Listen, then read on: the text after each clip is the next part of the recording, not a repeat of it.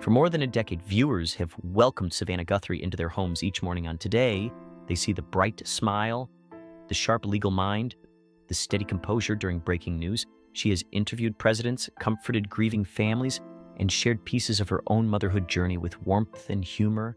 To many Americans, she feels familiar, almost like a friend who shows up with coffee at sunrise. But public polish can create the illusion that we know someone completely. The truth is far more human. Behind the studio lights is a daughter, a sister, and a mother navigating private fears that cameras never capture.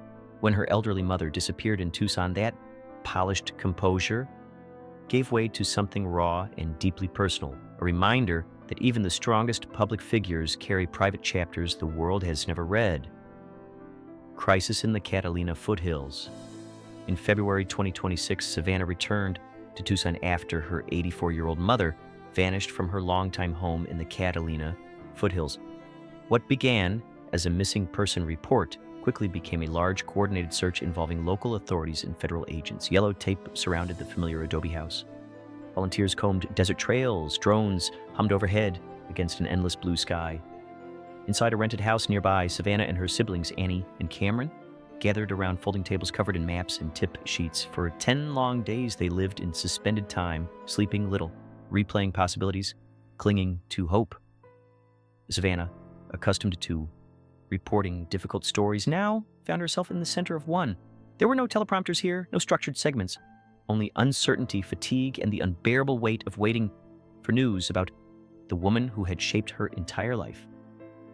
A phone call from the past.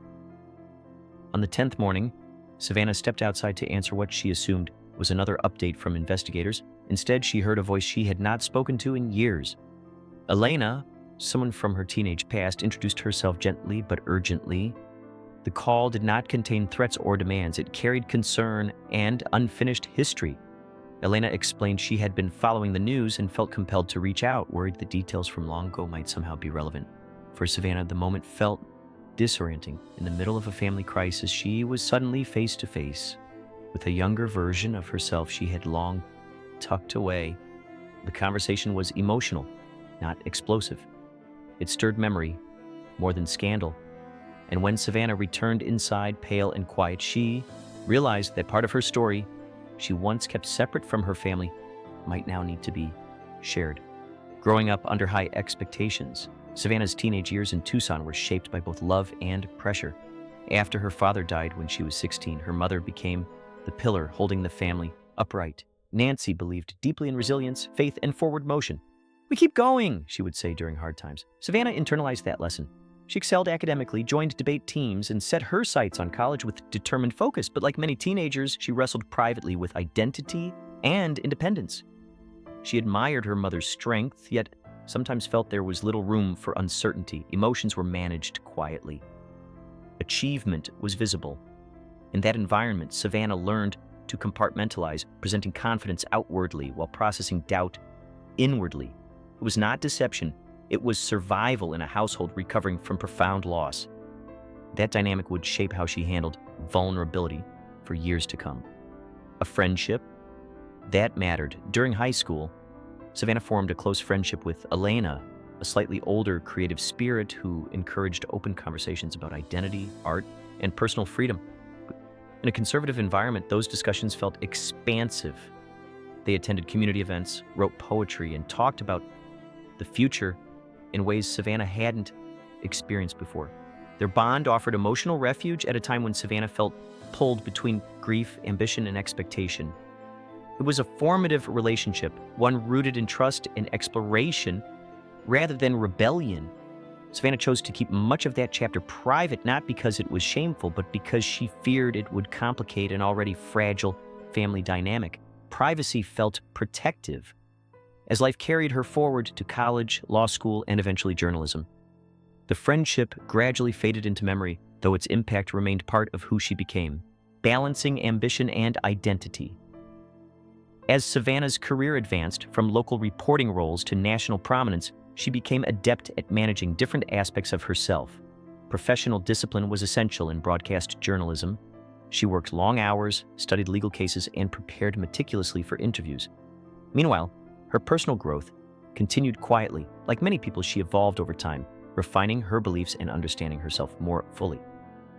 The teenage version of Savannah, who had once searched for belonging, was not erased, she matured. The difference was that she no longer felt divided. Yet she had never openly discussed that earlier chapter with her siblings.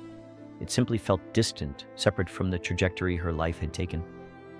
When Elena's phone call resurfaced those memories, Savannah realized that keeping parts of one's history unspoken can unintentionally create emotional distance, even in loving families. Telling the truth at the kitchen table.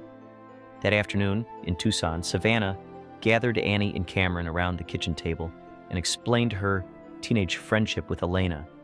She described the closeness, the conversations about identity, and the reasons she had kept it private. There were tears and long pauses, but not anger. Her siblings listened carefully, processing both the crisis unfolding around them and the personal revelation in front of them. Savannah admitted she had once feared disappointing their mother. By introducing complexities she didn't know how to explain at 16. Annie reached for her hand. Cameron nodded slowly. The moment did not fracture their bond, it deepened it. In the midst of searching for their mother, they were also rediscovering each other, realizing that strength doesn't mean hiding history. It means trusting loved ones enough to share it honestly. Investigators follow every lead. Authorities continued examining every possible angle in the disappearance, including any names or connections from the past. Elena cooperated fully, meeting with investigators and offering old photographs and contact information from shared community circles decades earlier. There was no evidence linking those teenage experiences to the current case, but law enforcement pursued the leads thoroughly. The process was methodical and professional, focused on facts rather than speculation. For Savannah, it was a reminder of how narratives can spiral when fear fills the gaps.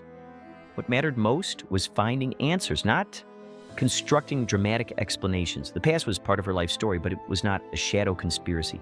As the search efforts intensified, Savannah leaned into patience and faith, resisting the temptation to let imagination outrun evidence, learning to put down the mask.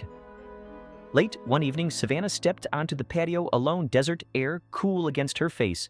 For years, she had believed strength meant composure at all costs. Now she recognized that authenticity was its own kind of courage. Her mother had modeled perseverance after tragedy, but perhaps even Nancy had carried private doubts beneath her calm exterior.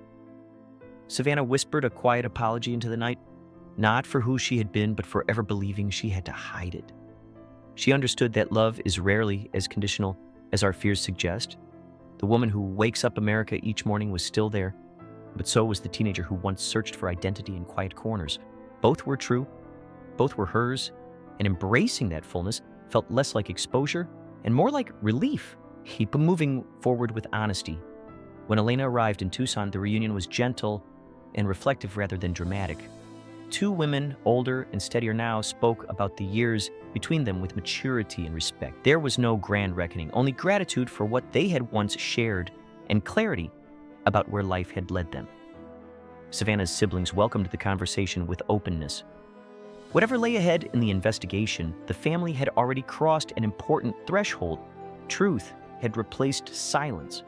Savannah no longer felt split between versions of herself. She was a daughter, a journalist, a mother, a woman shaped by love and loss. The crisis had stripped away illusion and left something sturdier behind. Not perfection, not secrecy, just humanity, messy, resilient, and real.